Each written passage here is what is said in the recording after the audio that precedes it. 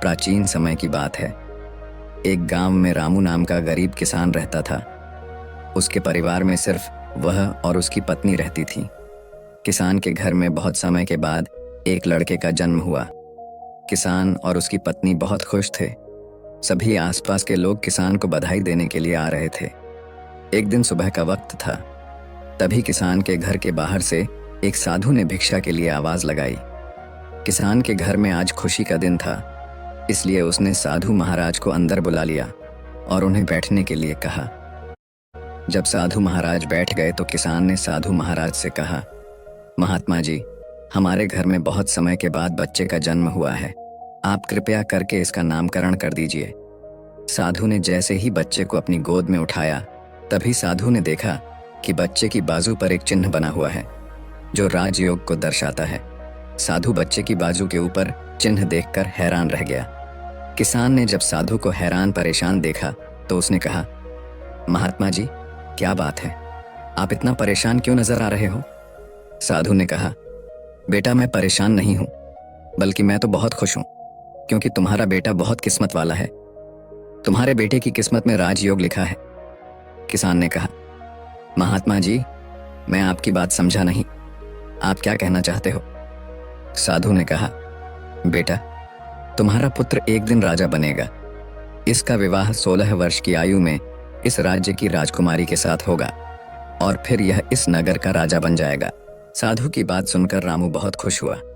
जब गांव के लोगों को पता चला कि रामू का बेटा एक दिन इस नगर का राजा बनेगा, तो सभी लोग उसको देखने के लिए आने लगे। एक दिन की बात है, उस नगर का राजा हिरण का शिकार करता करता काफी दूर जंगल में निकल गया, लेकिन हिरण राजा के हाथ नहीं आया। राजा को हिरण का पीछा करते करते प्यास लग गई थी, लेकिन राजा को आसपास कोई नदी या तालाब भी नहीं मिला जहां से वह पानी पी सके। राजा काफी समय से जंगल में इधर उधर घूम रहा था। राजा पानी की तलाश में भटकता हुआ उसी गांव में पहुंच गया जहां रामू रहता था। तभी राजा की नजर एक महात्मा के ऊपर पड़ी। राजा ने महात्मा से पानी मांगा। महात्मा ने राजा को रुकने के लिए कहा और अपनी कुटिया के अंदर से पानी लेने के लिए चले गए। महात्मा ने पानी लाकर राजा को दिया। राजा पानी पीने लगा। पानी पीने के बाद राजा ने देखा कि बहुत सारे लोग बाहर इकट्ठे होकर जा रहे थे। राजा ने महात्मा से उन लोगों के बारे में पूछा तो महात्मा ने कहा, यह सभी रामू के घर जा रहे हैं, क्योंकि उसके घर में एक बहुत ही किस्मत वाला बच्चे का जन्म हुआ है और एक साधु बाबा ने उसके बारे में भविष्यवाणी की है। राजा ने पूछा, बाबा, ऐसी कौन सी भविष्यवाणी की है जिसके कारण सभी लोग वहां जा रहे हैं? महात्मा ने कहा, साधु बाबा ने बताया है कि जब रामू का बेटा 16 साल का होगा तो उसका विवाह इस राज्य के राजा की पुत्री के साथ होगा और उसका पुत्र इस राज्य का राजा बनेगा। महात्मा की बात सुनकर राजा को बहुत गुस्सा आया कि आखिर एक मामूली किसान का बेटा उसकी पुत्री के साथ विवाह कैसे कर सकता है। राजा ने महात्मा से कहा, महात्मा जी, मैं ही इस राज्य का राजा हूं और आप क्या सोचते हो, एक मामूली किसान के बेटे के साथ मैं अपनी बेटी की शादी कर दूंगा? महात्मा ने कहा, राजन, जो इस बच्चे के भाग्य में लिखा है उसे कोई नहीं मिटा सकता। राजा को अपनी ताकत पर बहुत घमंड था। उसने कहा, महात्मा जी, मैं भगवान का लिखा हुआ आपको मिटाकर दिखाऊंगा। महात्मा ने मुस्कुराते हुए कहा, राजन, मैं भी यही हूं और आप भी यही हैं, देखते हैं। राजा ने महात्मा को प्रणाम किया और वापस अपने राजमहल चला गया। रात को राजा को नींद नहीं आ रही थी। वह यही सोच रहा था कि किसी भी हालत में उस साधु की भविष्यवाणी को सच नहीं होने देनी है। अगले दिन राजा अपना वेश बदलकर रामू के गांव में पहुंच गया। लोगों से पूछता पूछता राजा रामू के घर पहुंचा। राजा ने रामू के घर के बाहर जाकर उसे आवाज लगाई। रामू उसकी आवाज सुनकर घर से बाहर आया और उससे पूछा, आप कौन हो और किस लिए आए हो? राजा ने कहा, मैं सेठ हूं और मेरे खुद के कपड़े का व्यापार भी है और पास के ही गांव में रहता हूं। मैंने लोगों से सुना है कि तुम्हारे घर में एक तकदीर वाला बच्चे का जन्म हुआ है और उसकी किस्मत में राजयोग लिखा हुआ है। रामू ने कहा, हाँ सेठ जी, आपने सही सुना है। राजा ने रामू से कहा, अगर तुम बुरा ना मानो तो एक बात कहूं। रामू ने कहा, हाँ सेठ जी, बोलो। राजा ने कहा, तुम अपना बच्चा मुझे दे दो, इसके बदले में मैं तुम्हें बहुत सारा धन दूंगा और तुम्हारे बच्चे का पालन पोषण भी करूंगा। रामू की पत्नी ने कहा। नहीं सेठ जी, मैं अपना बच्चा आपको नहीं दे सकती। राजा ने कहा, तुम एक मामूली से किसान हो, तुम अपने बच्चे का पालन पोषण अच्छी तरह से कैसे कर सकोगे? रामू ने सेठ की बात सुनकर कहा, हाँ सेठ जी, आप ठीक कहते हो, हम इस बच्चे का पालन पोषण अच्छी तरह से नहीं कर सकेंगे।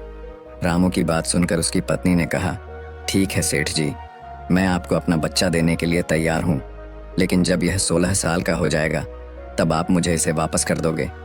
राजा ने कहा, हाँ ठीक है, जब तुम्हारा बच्चा 16 वर्ष का हो जाएगा तो मैं इसे तुम्हें वापस कर दूंगा। यह कहकर राजा ने बच्चे को ले लिया और वहां से चला गया। राजा अपने साथ बच्चे को लेकर एक नदी पर पहुंचा। राजा ने सोचा था कि वह बच्चे को नदी में छोड़ देगा और उसकी मृत्यु हो जाएगी, लेकिन बच्चे का मासूम चेहरा देखकर उसको नदी में छोड़ने की हिम्मत नहीं हुई।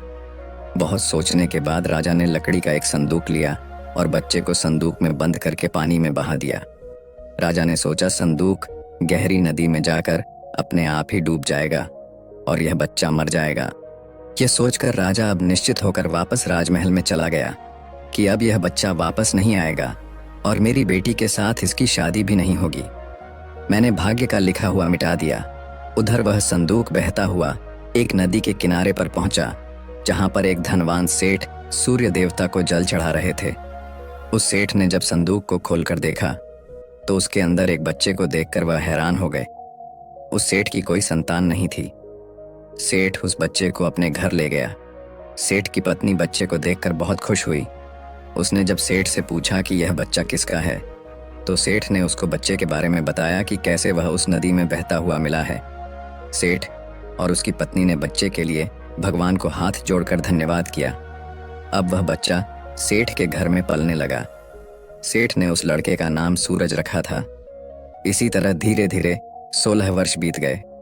सूरज बहुत ही समझदार और बुद्धिमान था। एक दिन सूरज को अध्यापक पढ़ा रहा था। अध्यापक जो कुछ भी पूछता, सूरज तत्काल उसका जवाब दे देता।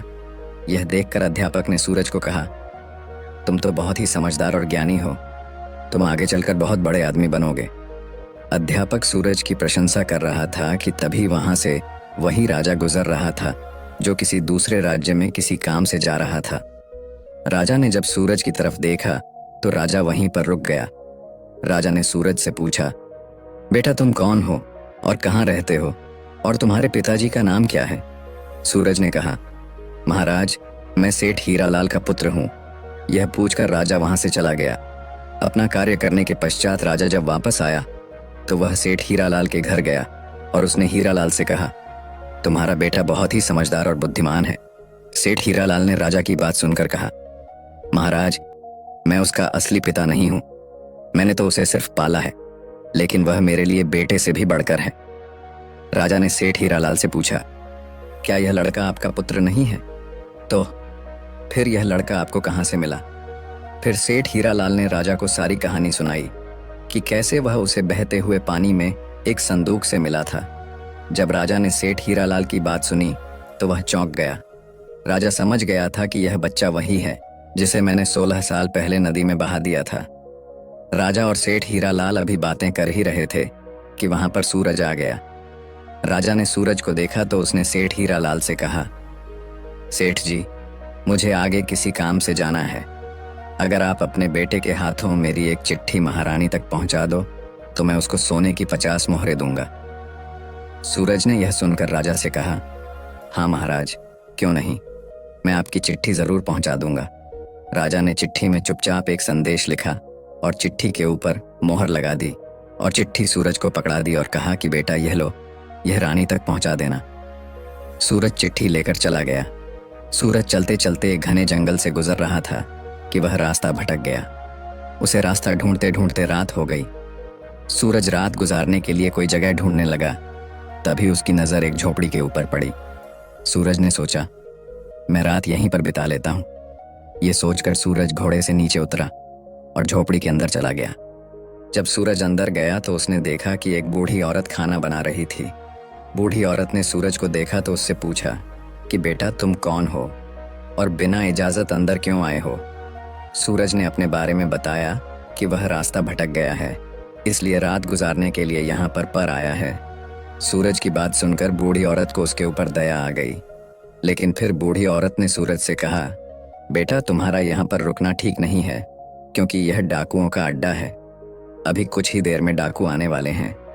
यदि उन्होंने तुम्हें यहाँ देख लिया तो तुम्हारे लिए परेशानी खड़ी हो जाएगी। सूरज ने कहा, लेकिन माताजी इतनी भयानक रात में मैं कहीं और जा भी नहीं सकता। अगर मैं बाहर गया तो जंगली जानवर मुझे खा जाएंगे। इससे अच्छा है मैं यहाँ कोने में जाकर लेट जाता हूँ। यह कहकर सूरज कोने में जाकर लेट गया। कुछ समय के बाद डाकू अपने घर वापस आए। डाकुओं ने जब घोड़े को बाहर देखा तो सूरज बूढ़ी माता से उसके बारे में पूछा। बूढ़ी माता ने उनको बताया कि इसका का नाम सूरज है। यह बहुत ही नेक दिल बच्चा है और यह राजा के काम से राजमहल जा रहा है। जब डाकुओं ने यह सुना तो उन्हें कुछ संदेह हुआ। वह राजा की हरकतों के बारे में जानते थे, इसलिए उन्होंने सूरज की जेब से चिट्ठी निकाली और उसे पढ़ने लगे। जैसे ही डाकुओं ने वह चिट्ठी पढ़ी तो वह सब समझ गए। बूढ़ी माता ने उनसे पूछा, चिट्ठी में क्या लिखा है?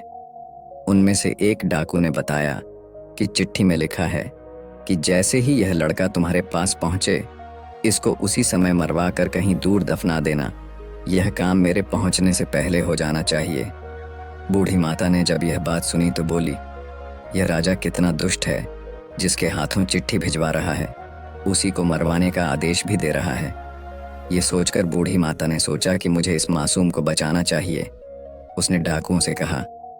तब डाकुओं ने दूसरी चिट्ठी लिखकर उस चिट्ठी से बदल दी और वापस सूरज की जेब में रख दी। इसके बाद डाकू वहां से चले गए। सुबह होते ही सूरज उठा और बूढ़ी माता को धन्यवाद देकर वहां से चला गया। सूरज कुछ समय के बाद ही राजमहल पहुंच गया और उसने चिट्ठी महारानी को दे दी। महारानी ने चिट्ठी पढ़ी तो चिट्ठी में लिखा था कि यह लड़का बहुत ही बुद्धिमान और ज्ञानी है।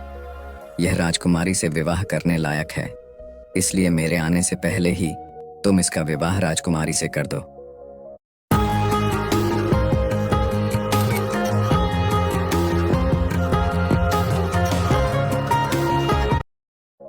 महारानी सोचने लगी कि आखिर ऐसे कैसे महाराज किसी अनजान से राजकुमारी का विवाह कर सकते हैं। लेकिन फिर उसने देखा कि चिट्ठी पर राजा की मोहर भी लगी हुई थी, इसलिए यह लड़का झूठ नहीं बोल सकता। यह सोचकर महारानी ने राजकुमारी का विवाह उस युवक से कर दिया। कुछ दिनों के बाद जब राजा वापस आया तो उसे पता लगा कि उसकी पुत्री का विवाह उसी युवक से हो गया है। यह सुनते ही राजा गुस्से से आग बबूला हो गया और उसने महारानी से पूछा, तुमने यह सब क्यों किया? तब महारानी ने बताया कि महाराज, जैसा कि आपने चिट्ठी में लिखा था, मैंने वैसा ही किया है। राजा ने महारानी को चिट्ठी दिखाने के लिए कहा। जब महारानी ने चिट्ठी दिखाई तो राजा ने चिट्ठी में कुछ और ही लिखा पाया। यह देखकर राजा ने गुस्से में सैनिकों को कहा, जाओ और जाकर सूरज को पकड़ कर लाओ। सैनिक तुरंत गए और सूरज को पकड़ कर ले आए। राजा ने गुस्से में सूरज से कहा, तुमने धोखे से मेरी पुत्री के साथ विवाह तो कर लिया, लेकिन मैं तुम्हें अपना दामाद स्वीकार नहीं करूंगा। सूरज ने राजा की बात सुनकर कहा, लेकिन महाराज, मैंने तो आपके साथ कोई धोखा नहीं किया है। राजा ने सूरज की बात सुनकर कहा, तुम मुझे भी बेवकूफ़ बनाना चाहते हो, लेकिन मैं तुम्हें अपना दामाद स्वीकार नहीं करूंगा। अभी दोनों की बात चल ही रही थी कि एक सैनिक ने आकर राजा से कहा, महाराज, बाहर एक महात्मा आए हैं, वह आपसे इसी समय मिलना चाहते हैं। राजा ने महात्मा को अंदर लाने का आदेश दिया। महात्मा जी अंदर आए तो राजा ने उठकर उनको प्रणाम किया और उनके आने का कारण पूछा। महात्मा ने कहा, राजन, लगता है आपने मुझे पहचाना नहीं। राजा ने कहा, नहीं महाराज, मैंने आपको नहीं पहचाना। नहीं, महात्मा ने मुस्कुराते हुए कहा, राजन, मैं वही हूँ जिसे तुम आज से 16 वर्ष पहले भाग्य का लिखा मिटाने की बात बोलकर आए थे। जैसे ही महात्मा ने यह बात कही, राजा एकदम से चौंक गया। उसे सब कुछ याद आ गया। महात्मा ने मुस्कुराते हुए कहा, क्यों राजन, भाग्य का लिखा मिटा दिया? राजा ने आंखें नीची करके कहा, नहीं महात्मा जी, मैं भाग्य के हाथों हार गया। महात्मा ने कहा, राजन, भाग्य के हाथों कोई नहीं जीत सकता, इसलिए अब सूरज को अपना दामाद स्वीकार करो और अपना राजपाट उसको सौंप दो। राजा ने कहा, महात्मा जी, जैसा आपने कहा है वैसा ही होगा। राजा को समझाकर महात्मा जी वहां से चले गए। राजा ने सूरज से